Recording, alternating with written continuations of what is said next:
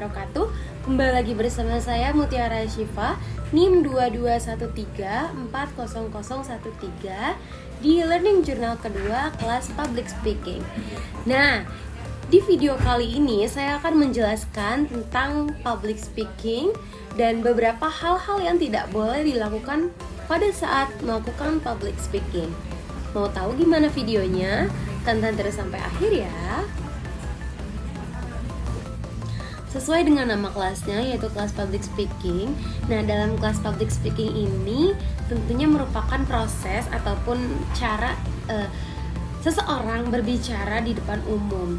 Pembicaraan yang dimaksud di sini adalah informasi ataupun pesan yang disampaikan dalam berbagai bentuk, baik lisan maupun tulisan, ataupun juga suara dan juga gambar seperti itu. Tentunya public speaking ini sifatnya itu retorika ataupun mengajak dan juga menghibur para audiens seperti itu.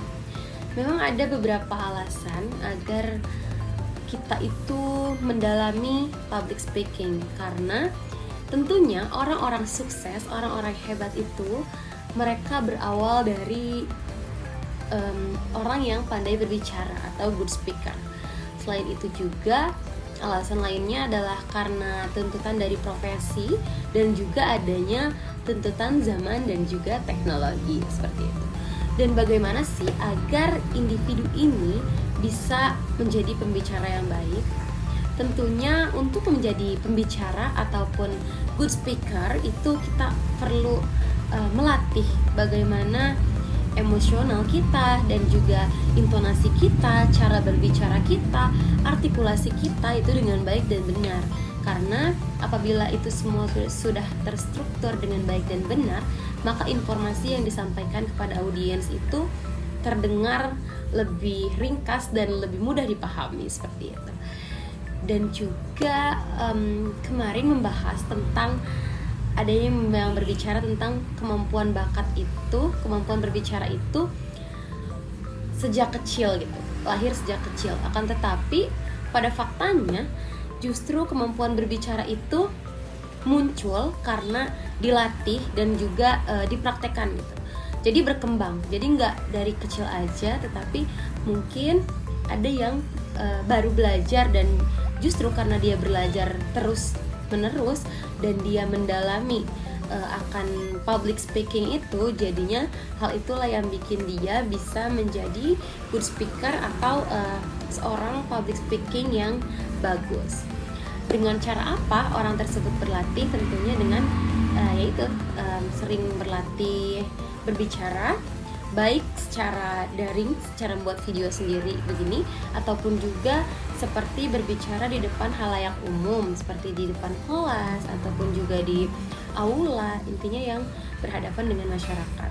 Dan juga tentunya jangan lupa berdoa, dikarenakan doa itu segala usaha itu akan berbuah baik apabila dihasilkan bersama doa seperti itu. Dan dalam penyampaian public speaking juga kita perlu mengingat tentang kemampuan diri kita, dan juga kita perlu mengingat tentang perlu mengetahui tentang siapa audiens kita, siapa orang yang akan menerima informasi dari kita, dan juga kita perlu mengingat dan memahami tentang materi yang akan kita sampaikan. Karena tentunya tips agar public speaking kita tuh baik atau presentasi kita itu baik, yang pertama itu ada dari kontak mata yang memang harus harus jelas penyampaiannya. Lalu ada intonasi, lalu juga ada body language ataupun bahasa tubuh, karena bahasa tubuh ini bisa membantu para audiens untuk lebih memahami ataupun menangkap hal apa yang disampaikan oleh speakernya. Dan juga adanya interaksi antara audiens dan juga speaker agar nantinya itu tidak monoton ataupun juga tidak terlalu kaku gitu ya, penyampaian dari materinya. Nah, setelah kita membagikan tips agar presentasi ataupun berbicara public speaking dengan baik, ada beberapa hal yang bisa mendukung agar public speaking kita itu menjadi lebih oke.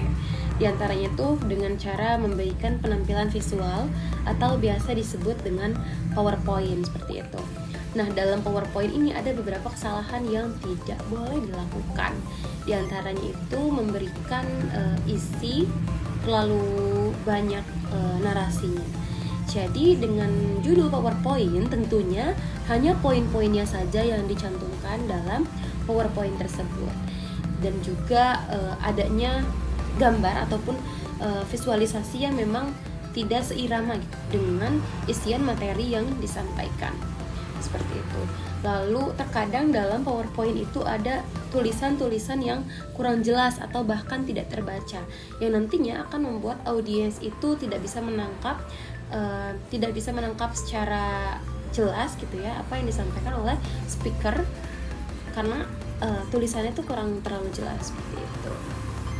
Nah, selain poin-poin di atas, kemarin di kelas itu sempat menunjuk 3 orang dan saya menjadi orang pertama yang dipilih dalam kelas kemarin.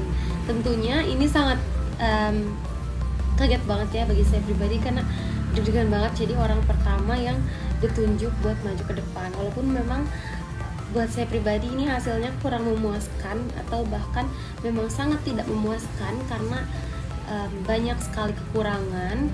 Mudah-mudahan di lain kesempatan masih bisa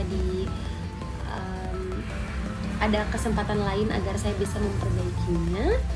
Tetapi kita harus mengingat kata-kata yang menyampaikan bahwa apabila kita memiliki kesempatan untuk berbicara di depan umum, maka lebih baiknya kita gunakan kesempatan itu dengan baik dan benar.